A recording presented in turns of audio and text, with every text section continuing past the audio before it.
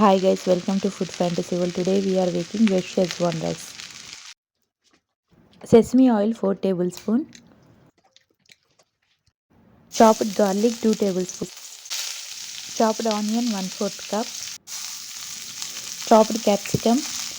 Carrot half cup. Cabbage half cup.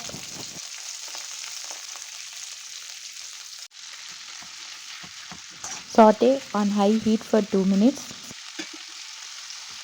Salt as per taste. Schezwan red chili sauce 2 tablespoons.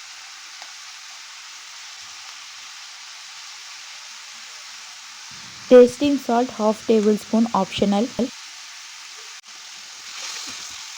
Mix everything.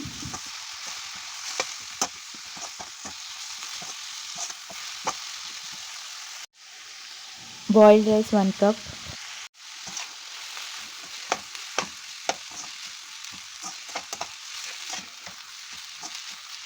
If you guys like my videos, please like, share and subscribe. Please press bell icon. Whenever I upload new video, get notified. Thanks for watching. See ya. Bye.